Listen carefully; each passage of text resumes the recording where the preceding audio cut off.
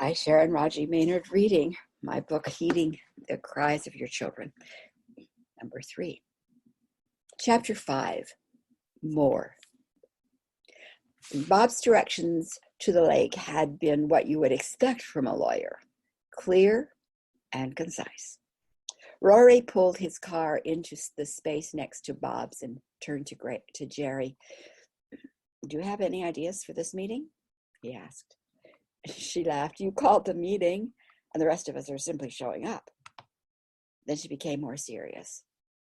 "Isn't it wonderful to have such good friends that you can say, 'I don't know what to do. Let's talk.' And they come." Rory smiled at Gerri's observations. He opened the car door, slid out, closing the door to walk around to the front of the passenger side as Gerri stretched her 5 feet 6 inches out. Rory took her hand. "Thanks to everything and everyone that brought us together," he said. "I feel such love for you." He bent his tall frame, pushed aside the strands that had escaped her coppery colored French braid, and gently kissed her forehead. Tears welled up in her green eyes. "I love you," she whispered, and snuggled her body close to him, touched by his gentleness. They slipped their arms around each other's waist, walked down the path and across the meadow toward the lake. The breeze ruffled their hair. Birds chirped from hidden perches on the branches, and the sun shone with abandon. They saw Bob and Pam lying in the grass. Holding hands, they ran across toward them.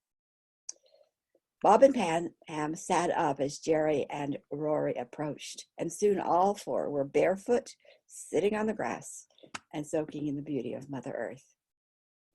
After a while, Rory spoke. "It's so good to be in nature."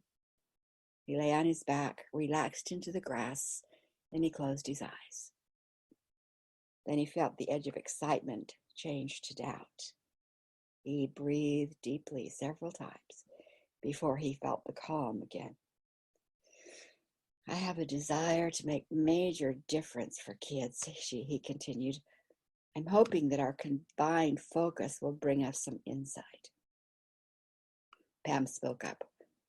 "Would you like me to lead a short meditation and prayer to prepare the space?" "I'd like that a lot," replied Rory. Pam jumped to her feet, tugged at Bob. "Let's all stand up and hold hands." "Close your eyes," she began.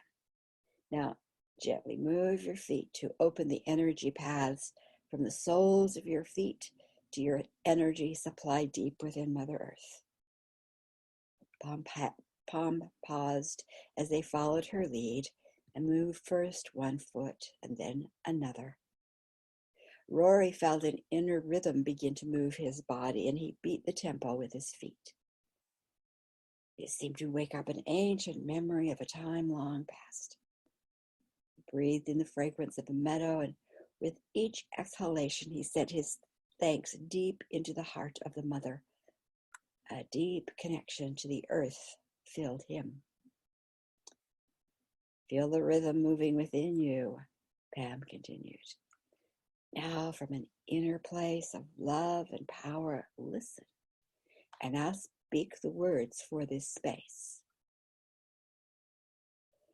We claim this ground as sacred, where only that which is for the highest good for our greater family can be.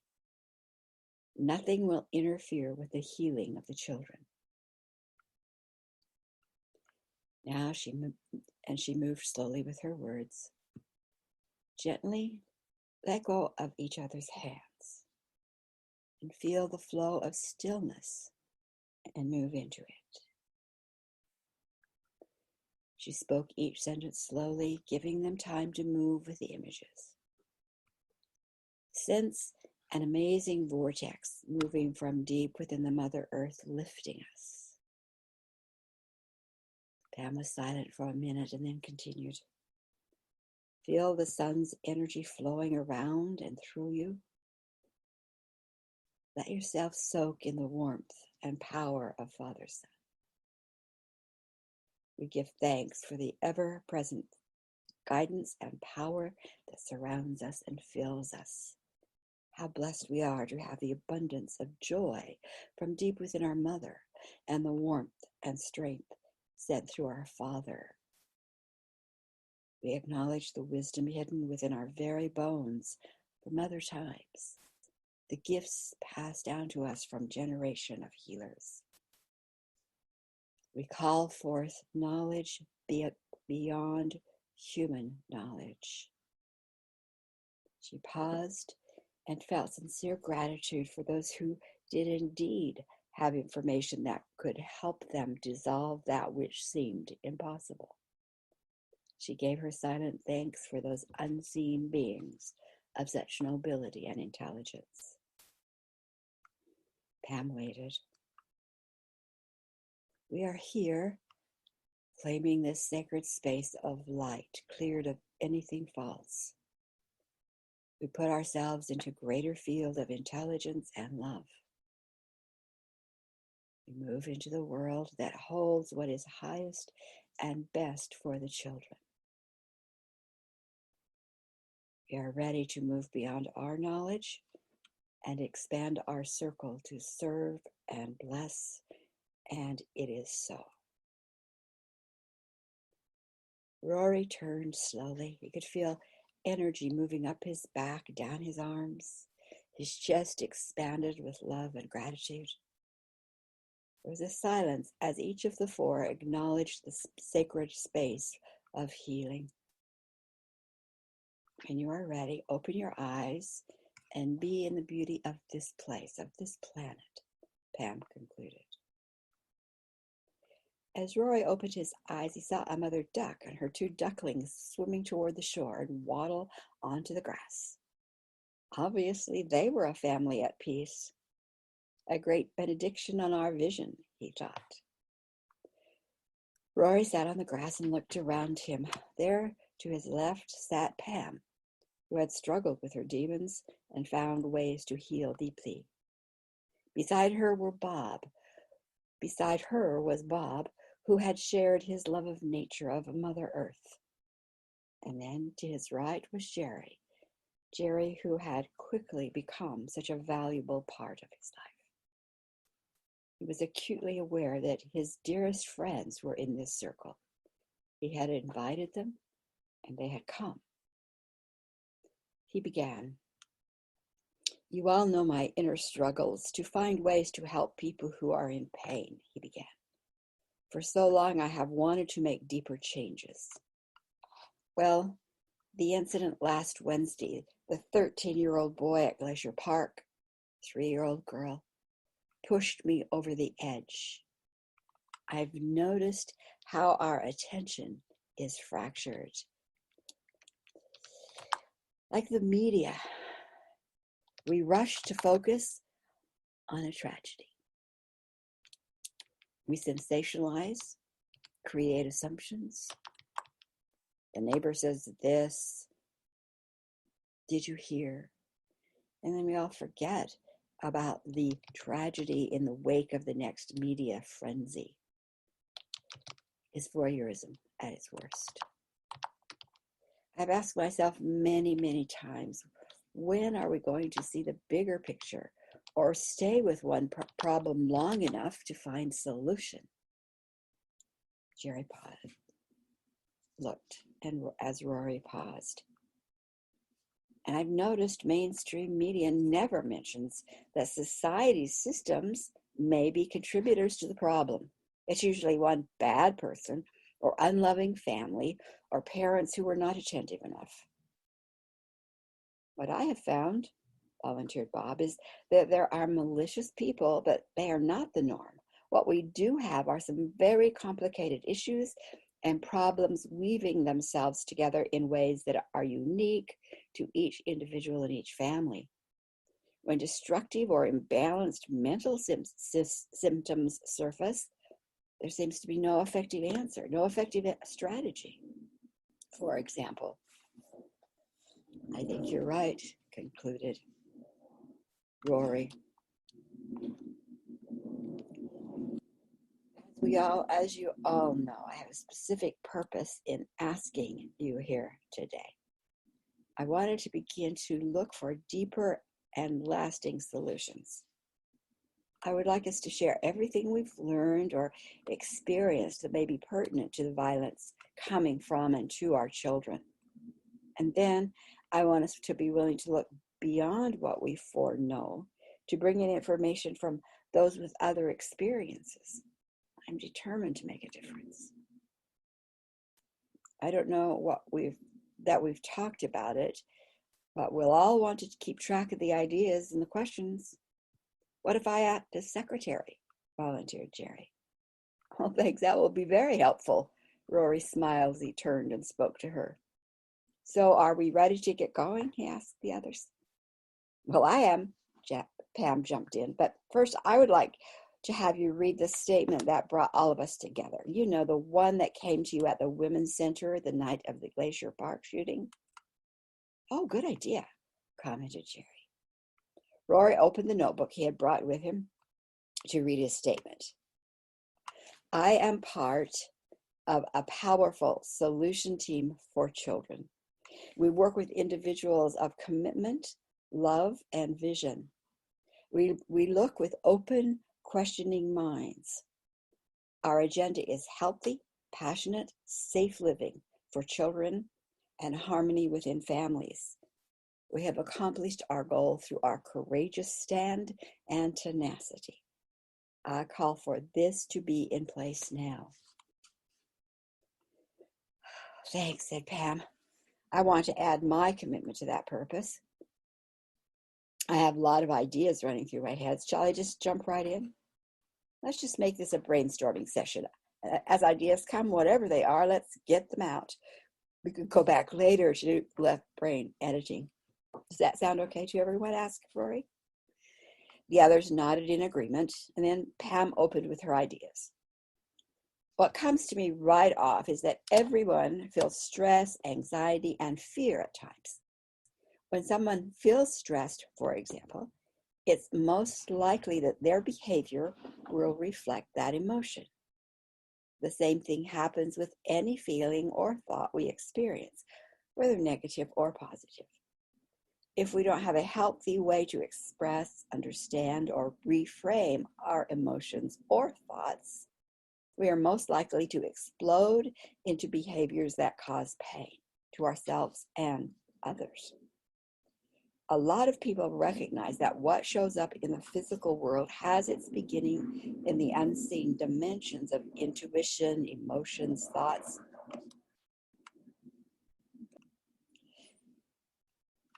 Training planes flying today, that's an interruption. A lot of people recognize that what shows up in the physical world had its beginnings in the unseen dimensions of intuition, emotion, thoughts, memories. Even knowing that their thoughts create their reality, many people are unable to make changes in the complexity of their consciousness deeply enough to feel permanently changed. Adults often find that affirmations and positive thinking can only take them so far in making changes. And I'm talking about older individuals who are consciously trying. We haven't even begun to work with our babies or children using this perspective. Then you have individuals in our scientific or traditional models who are reluctant to acknowledge or work with additional information outside of their training. Of course, most do not know how to work with those in the worlds of spirit. Instead, they tend to discount and warn against it. The violence and pain of our children tells us that we have not gotten an effective handle on the most common life experiences, such as anger, depression, frustration, or loss. If we had an adequate solution, the problem would be diminishing, and it is not. The mental and emotional anguish of these kids who are carrying out violent acts is coming from somewhere. As a society, we haven't gone deeply enough to understand and address it. I guess I'm not saying anything that we don't already know, Pam concluded. I agree with Pam, with what Pam is saying. She's laid it out really well. What if we take the situation at Glacier Park as a focus Rory suggested. We'll pretend that it's 2 years ago, and this family has brought their son to us. What suggestions would we have offered? And at that time, he would have been 11 years old. Maybe he's not interested in school, tuned out with few friends, not rocking the boat, probably a quiet, withdrawn child. What would we recommend? I know where I would start, said Pam. I would work with Shadow and the tag team and do energy evaluations for him, his mom, his dad, and his siblings. For a time, that might require weekly or maybe individual sessions. But with the help of those in spirit and the tag protocols, we could look into personal life plans coming in at birth. We could identify DNA programming, family genetics, negative karma, past life patterns, and issues held in the collective psyche that might begin to impact him or being an impact on him. All those influences are stored in the energy field and are only reached with spiritual discernment. Therefore, these patterns are usually left entirely out of the traditional counseling work. Next, I would look for professionals who would be willing to work as a team and integrate our experience. We would include specific help for the physical body, for the emotional imbalance, for constructs in the mental realms, and for disruptive patterns held within the etheric or spiritual region. I really strongly feel that we must be able to address the multi-dimensions of body, mind, emotion, and spirit in a very consistent way. An individualized program would include asking regularly for new information from our guides and allies in the spiritual world about each family member. We would also want to identify the patterns that began in the past by tracking energy from the manifested forms in present time. Well, as a counselor, there are several things I would add, Rory began. We accept that a child is the physical evidence of their parents' genetic makeup. What most adults do not want to consider is that each child is also a result of their parents' emotional and mental states. Like genetically inherited blue eyes and blonde hair, a parent or grandparent's experience of abuse, fear, hatred, trauma are also genetically passed down. The survival patterns adults have created to deal with their pain are learned and repeated by younger family members. I want that understanding to be taken into consideration and factored into our solutions. That's right, Gerri spoke up. And what about the contribution of society to the stress, pain, and frustration of children? I have vivid memories of times when the school system and church meetings were definitely stifling to me. Even though I didn't understand it at the time, I remember seeing energy fields around my classmates and how they would diminish when social situations became tense. Sometimes their life force appeared to be non-existent. In our work with children, we should even recognize the impact of words and music on their physical bodies, experiences, and situations. Along with that line of thinking, I've seen how sensitive most children are to their environment, spoke Rory. Their sensitivity to energy needs to be considered and factored in. You would know about that, Gerri. Who was there to help you develop your ability to sense and understand what only you could see or feel? Well, answered Gerri, I would sometimes feel stress or anger or fear, and I did not understand that those feelings were not mine, let alone know what to do about them. When I was younger, those emotions of other people overwhelmed me. In other words, children will act out not only their own inner state, but also the inner states of their parents and others around them, not knowing that what they are feeling is not their own. Children should be taught to question, are these my feelings? Are they mom's, dad's, the strangers at the door? Quietly, everyone sat as Gerri finished talking and then noted that idea in her notebook. Bob spoke next. What is becoming more and more a part of my observation are the similarities between adults trapped in abusive domestic relationships and the experience of children on both sides of abusive bullying situations in their school, the hallways, and the classrooms. These children are in forced abuse from very young ages. Whether a child is in fact abused or neglected or perceives they are, pathways in the brain disconnect. They have been called kids with broken brains. Their neurological systems are wired to survive, with little or no thought of their impact on others. And in the bigger picture, who is the vision holder on this planet for children, or even for the children in this country, or this state, or this city? We know how critical intent and vision are, Bob continued. Is there even a vision holder being held? Such valuable insight, responded Rory. On the surface, we tell each other that we are a country that values our children.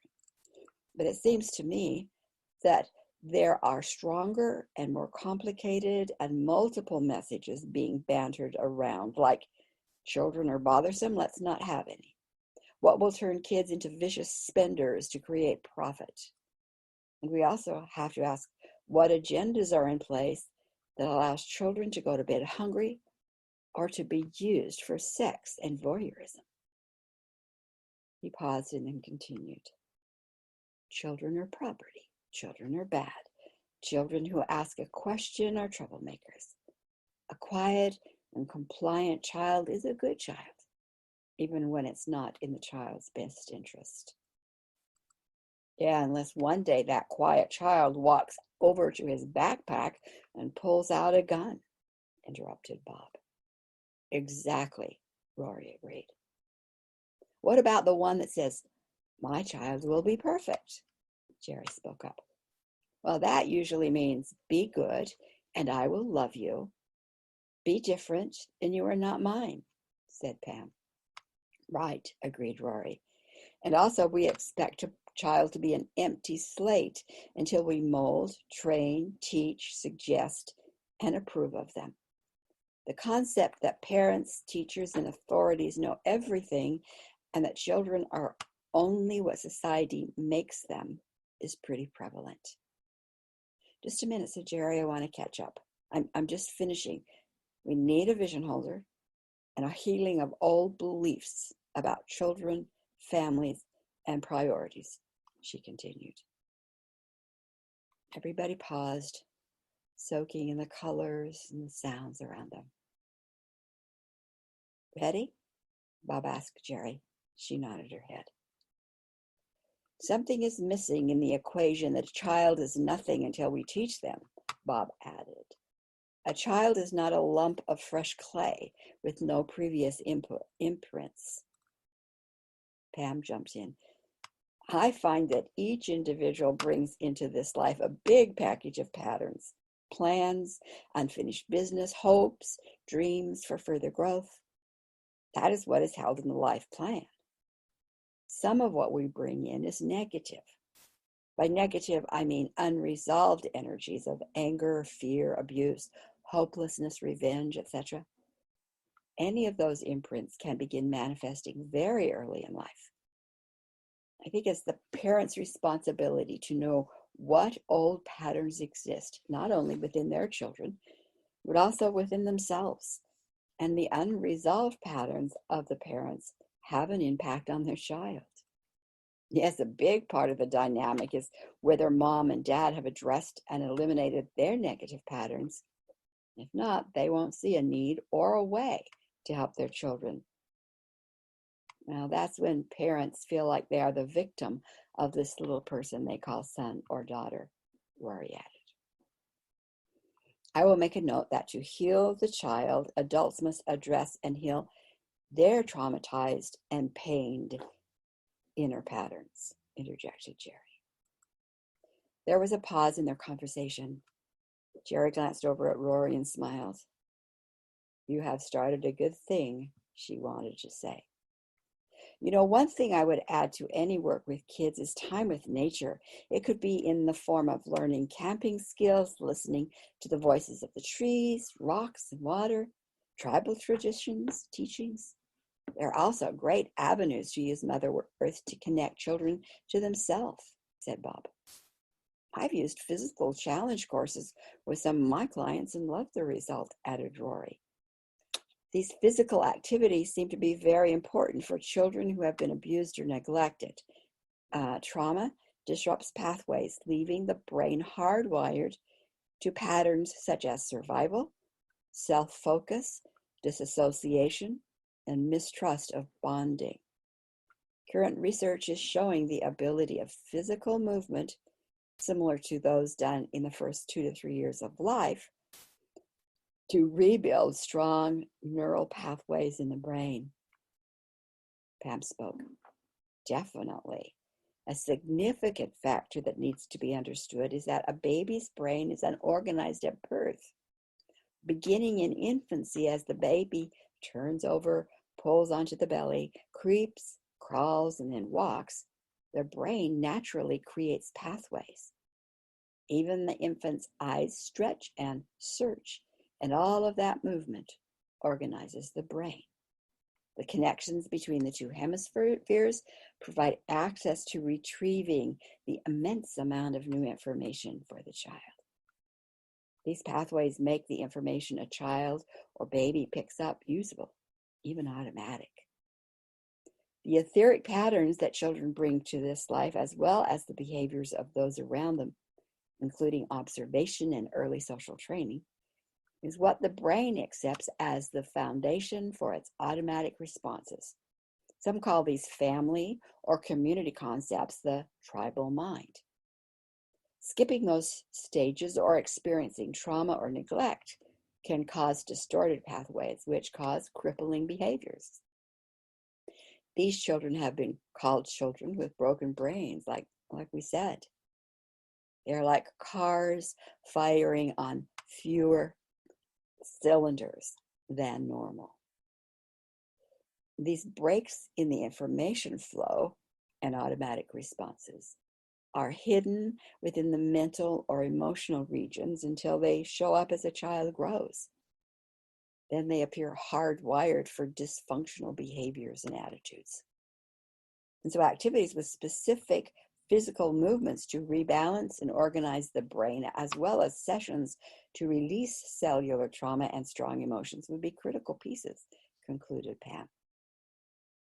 That fits with what I've observed, spoke Rory. Then he turned to Gerri. How are our notes coming? Gerri turned back several pages as the foursome smiled at their progress. Then she went back to the last page. I'd say we're doing quite well, she answered Rory's question. But what about the nutritional and environmental aspects of the problem, Gerri continued. There has been so much research done on the state of our current food production, our eating habits, especially with our children and teenagers, to show that they are malnourished. I've read books and articles that link compulsive behavior and even depression to poor nutrition and emotional outbursts to environmental chemicals. Yeah, continued Roy, there's so much evidence to say that our food is not nourishing and that our environment may be harmful. We need to add them to the list. Bob spoke. Here it is again.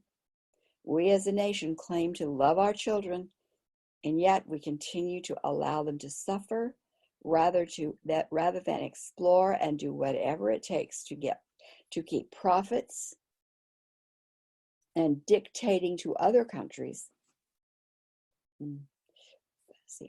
Starting again. Bob spoke. Here it is again. We as a nation claim to love our children, and yet we continue to allow them to suffer rather than explore and do whatever it takes to get and keep them well. We are so concerned about holding on to our beliefs, safeguarding corporate profits, and dictating to other countries that we have pushed away our children. We seem to be numb or unwilling to see that there are problems. And that seems pretty obvious. Look at what we're looking at. What can we do to ensure health, love, and peace for our children? Well, we have a lot of valuable information here, said Gerri, looking back over her notes. Next thing to do is organize these ideas into a plan, and then perhaps 2 years down the road, we will not have a murdered child on the front page of our local newspaper. One thing I'd like to add is that our program, whatever it may end up being, must bring permanent changes for good. And if there are not enough answers, we must be willing to go to other sources, such as spiritual realms, for more. Also, we need to be aware of the energy of domination agendas from negative forces. These agendas include commitment to those aligned to them to generate fear in order to maintain control, concluded Pam.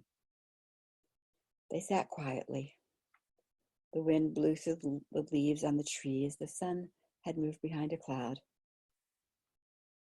What do you say we do one more thing before we call it a day? Asked Rory. How about writing a vision for children?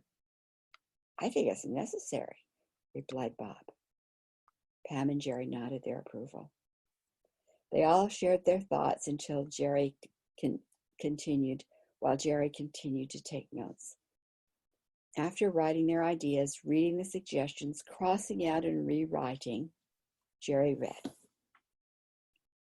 in our vision of the world, children are valued, loved, and held with honor and respect.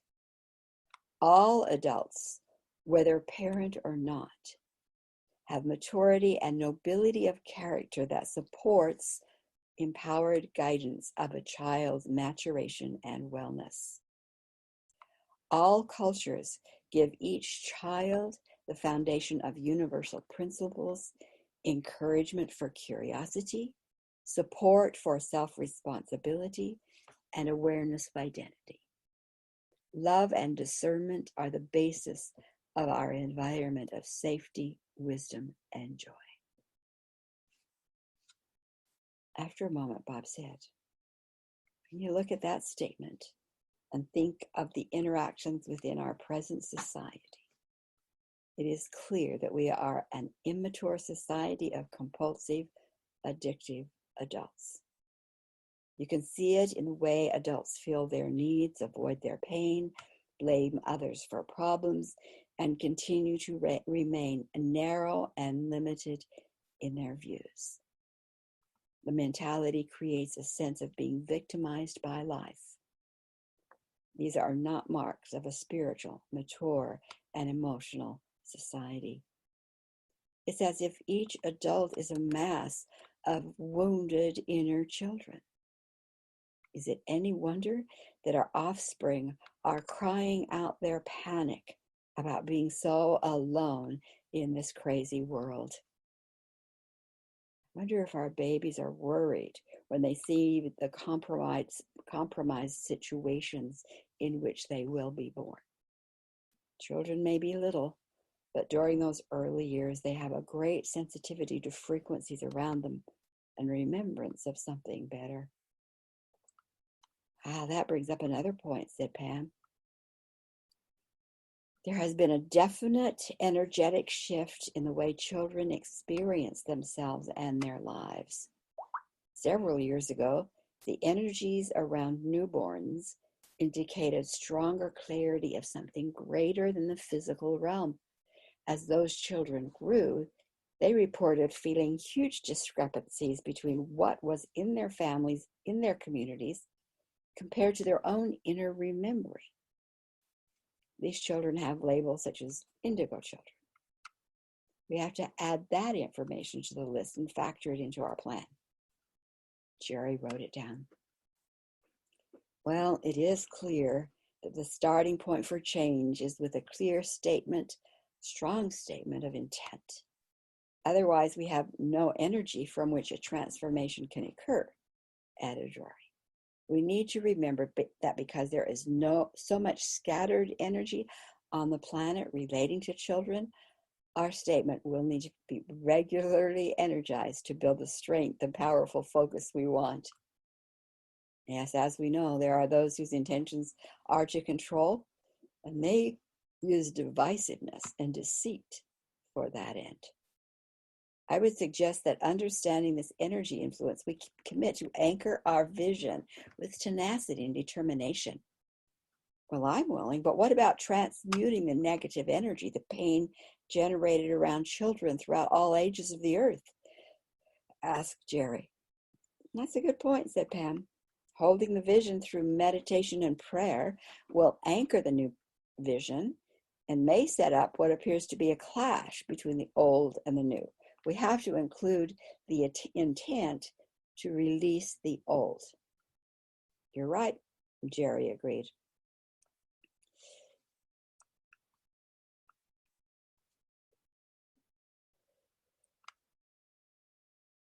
Clearing that energy is a critical part of the plan. Here's where having access to the unseen will be invaluable. Absolutely, spoke up Rory. Here's another idea. Remember the day I met all of you? I had been told to bury a crystal. What about charging some crystals with our vision, and then we can bury them in spots that Spirit shows us? Replied Bob. Great idea, Bob, said Rory.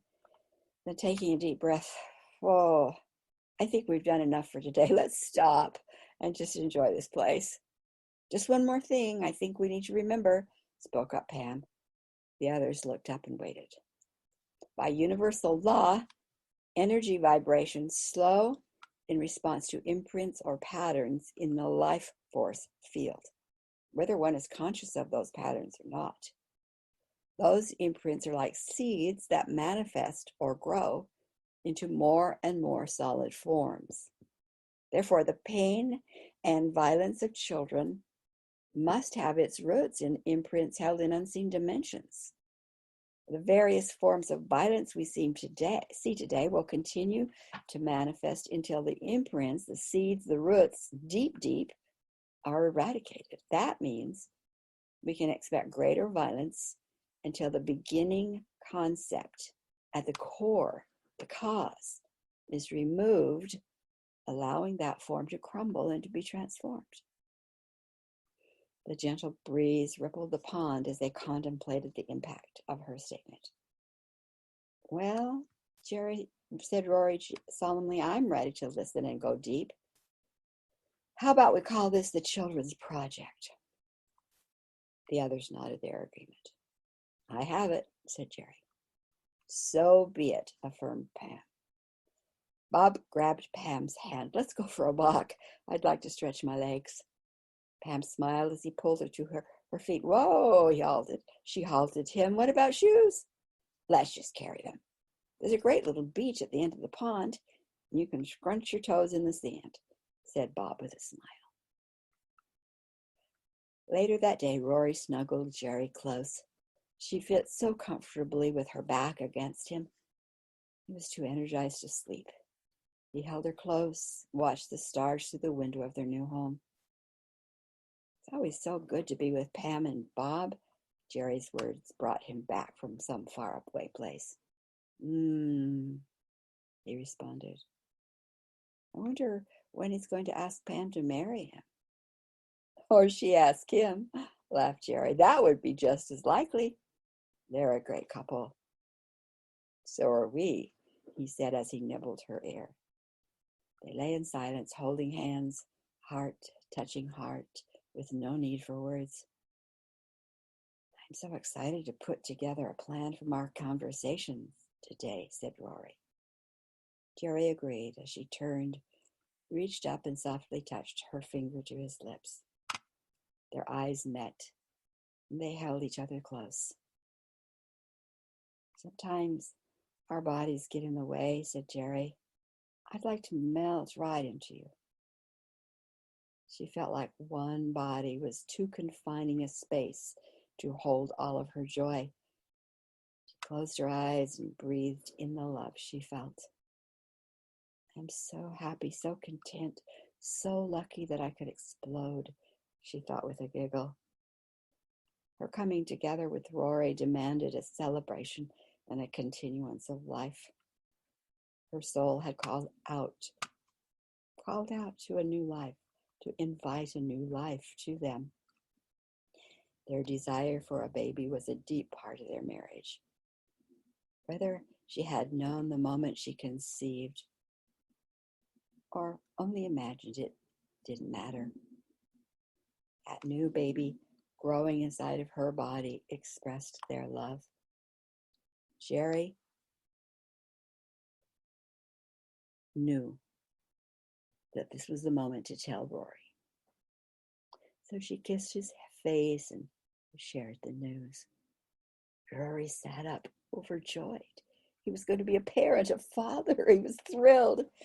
Rory held his head to Gerri's abdomen, knowing that their little one was sleeping and growing. There were no sounds, no movements that Rory could sense, and yet he was a part of this new life. He ached to reach out, to connect to the soul of their child. He quietly whispered, I'm here for you. I will be here to kiss bruised knees and heal old wounds. I know you bring pain to heal and joy to experience. I promise to give everything I have to help you do that. Gerri reached down and stroked Rory's hair. What a great dad he will be, she thought. He's so loving and gentle, committed to what will bring good. She listened to the quiet sounds of his talk with their child. She could not discern the words, but sounds wove a web of love around her. A sense of reverence surrounded them, a physical testament to the ability to co-create life. She closed her eyes and slept.